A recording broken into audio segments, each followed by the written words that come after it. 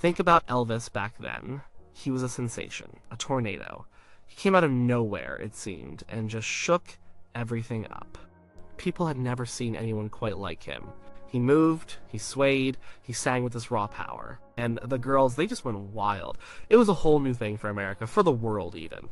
But with all that fame, all that screaming, all that wild energy came a different kind of pressure. A heavy one. Everyone watched him, not just the fans who loved him, but also the parents who worried. The preachers who preached against him, the newspapers that printed stories about his wild ways.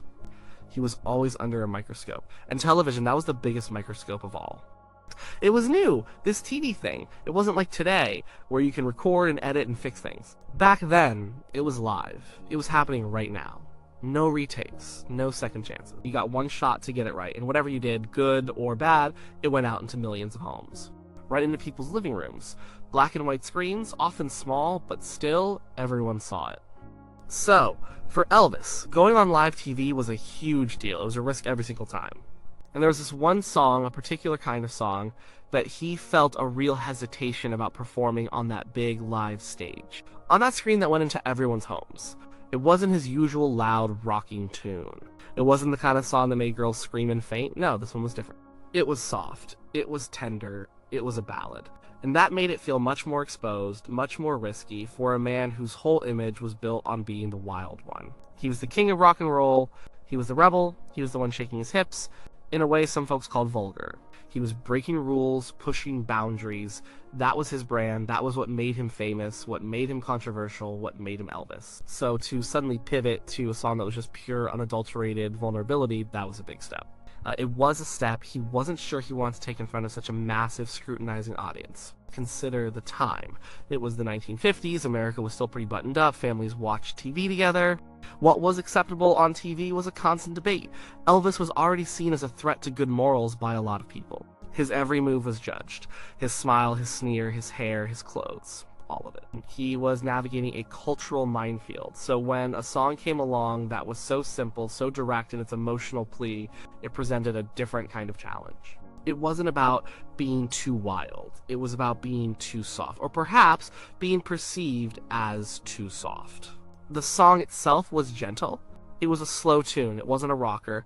The words were plain. They were about wanting comfort, about needing someone, about a deep, almost desperate desire for connection and affirmation. "Hold me close," the song asked. "Never let me go." These were not the lyrics of a leather-clad rebel. These were the words of someone seeking solace, someone who wanted to be taken care of. For Elvis, the ultimate symbol of untamed youth, to sing those words with genuine feeling on live television, that required a different kind of bravery. It required him to strip away some of the carefully constructed layers of his public persona. And that was the fear. What if people didn't get it? What if they saw it as weakness? What if it diluted the powerful, dangerous image he had built? His entire career had exploded because he was different. He was electric, he was a jolt. If he suddenly appeared too tame, too gentle, too vulnerable, would he lose that spark? Would he lose his edge? For an artist who was still, in many ways, finding his footing in the massive glare of superstardom, these were real anxieties. His management, especially Colonel Parker, was all about controlling the narrative. They wanted to expand his audience, sure, but not at the cost of alienating his core, rabid fan base, or worse, making him look less than the icon he was becoming. The Colonel was a master manipulator. He understood the power of image. He understood the importance of maintaining a certain mystery, a certain level of danger around Elvis. A tender ballad, performed with absolute sincerity, could throw a wrench into that carefully crafted machine. It could make Elvis seem too human, too approachable, in a way that might paradoxically lessen his mystique. It's hard to be an untouchable idol when you are pouring your heart out about needing a hug. Think about the sheer scale of the audience. Millions of eyes, millions of ears. Every single person had an opinion about Elvis. He was loved, he was hated, he was debated. He was a symbol of youth rebellion for some, a symbol of moral decay for others. To present such a raw, emotional side of himself to such a polarized public, live, with no chance to take it back, that would have been terrifying. It's like standing naked in front of a stadium full of people, asking them to understand your deepest feelings. He was also a sensitive guy, deep down. Yes, he had the swagger, yes, he had the confidence on stage most of the time, but he was also a young man from humble beginnings, thrust into an unimaginable spotlight. He probably wanted to be genuinely loved and accepted, but he also had to play the part. He had to be the Elvis that everyone expected, the Elvis that the screaming girls wanted. The Elvis that the record company sold, the Elvis that made the money, and this song had asked him to be something slightly different. It asked him to be just a man aching for simple affection. The pressure of live television back then was immense. There were no teleprompters in the way we know them now. No sophisticated sound mixing on the fly. You got up there, you sang, and you hoped for the best. And for a song that relied so heavily on emotional nuance, on the subtle inflection of the voice, on the quiet intensity of the performance, any technical glitch, any minor misstep could ruin the whole effect. It could turn a moment of genuine emotion into something awkward, something to be mocked. And for Elvis, who was so often mocked by his detractors, that was a huge risk. He had other ballads, of course. He sang beautiful, soulful songs. But this one was different. It felt more direct, less ornate. It wasn't a grand romantic gesture, it was a simple plea. It tapped into a very fundamental human need. And for someone who was trying to project an image of almost superhuman coolness, almost detached confidence, tapping into that raw human need could feel like a betrayal of his public persona. It was an admission of a vulnerability he perhaps felt he couldn't afford to show so openly. Imagine being Elvis for a moment. You're on top of the world. You have legions of fans. You're changing music forever. But you also know that millions of parents think you're a bad influence. You know that critics are always ready to tear you down. You know that every move you make is scrutinized. And then you have this song, this beautiful, simple, heartbreakingly honest song. It says, I need you. I want you to care about me. Don't leave me alone.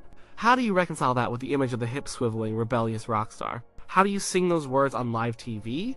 Looking straight into the camera, knowing that everyone is watching, judging, analyzing.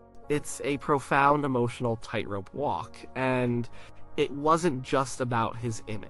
It was about authenticity. Could he sing those words and have them believed, coming from the king of rock and roll? Would it seem forced? Would it seem out of character?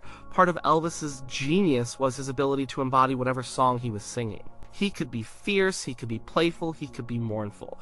But this song required a specific kind of understated, profound tenderness that might have felt too exposed for a live, national audience. He could nail it in the studio where he had control over every take, every nuance, but live, with the cameras rolling, with the ticking clock, with the pressure building, it was a different beast entirely. He was also a perfectionist in his own way. He cared about his craft. He wanted to deliver a performance that was true to the song. And for a song like this, which relied so much on emotional transparency, the margin for error was tiny. A slightly off keynote, a moment of hesitation, a flicker of self-consciousness, and the whole fragile emotional structure of the song could crumble. And on live TV, those moments are magnified 1,000 times. They become indelible parts of the record. They become what people remember. His earlier TV appearances have been carefully managed, or at least they were explosive in a way that aligned with his rebellious image. When he sang his up-tempo numbers, the energy, the excitement, the controversy, it all fed into the mystique. But this song didn't lend itself to controversy in the same way it invited reflection, or it invited quiet contemplation. And that was a very different space for Elvis to occupy, especially on the frenetic stage of live television. It's also worth remembering that Elvis, for all his bravado, was still learning. He was still adapting to the demands of massive fame. He was still figuring out who he was as an artist and how to navigate the public's expectation. This song represented a challenge to that evolving identity. It asked him to show a side of himself that was perhaps too raw, too unpolished for the harsh lights of network television. He knew his power lay in his magnetism, in his ability to captivate with both sound and vision. For this particular song, the visual component, the way he presented himself, would be crucial. And making himself look vulnerable, truly vulnerable, could be seen as risky for a performer who relied so much on projecting strength and control. And there's the whole business side of things. Colonel Parker was a genius at merchandising Elvis, at turning him into a brand. Every appearance, every song choice was part of a larger strategy. Introducing a song that might confuse the audience or soften his image too much could be seen as bad for business. It could dilute the very essence of what made Elvis a marketable commodity. He was selling rebellion, excitement, a bit of danger. He wasn't selling quiet, aching tenderness, not primarily. So there would have been internal and external pressures pushing against a full, unrestrained performance of such a vulnerable track on live TV. Also, think about the dynamic with the audience. When Elvis performed his fast songs, the crowd reacted with a primal scream. It was a shared, cathartic release. But with a song like this, the desired reaction was different. It was an invitation to feel, to empathize, to connect on a deeper, quieter level. Could a live TV audience full of all sorts of people really settle into that kind of moment? Or would it just be seen as a pause in the action, a moment where the energy dipped? For a performer as instinctively attuned to his audience as Elvis, that would be a significant consideration. He wanted to give them what they wanted, but also what he felt was true. And the tension between those two desires was palpable with this particular song. He was also acutely aware of how his image was used by the media. Cartoons, jokes, lampoons, and they all focused on his movements, his hair, his wildness. If he performed a song that required such delicate, heartfelt sincerity and it was then twisted or mocked, it would be a deeper wound. It would feel like a personal attack, not just an attack on his persona. He invested so much of himself into his music.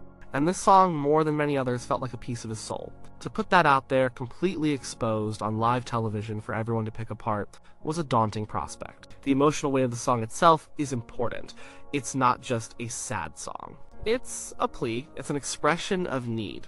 For Elvis, a performer who often masked his own vulnerabilities behind a powerful stage presence, bringing that kind of naked emotion to the forefront could have felt incredibly exposing. It could have felt like he was giving away too much of himself. He had to maintain a certain mystique, a certain distance to remain the idol. And this song threatened to bridge that gap in a very direct, undeniable way.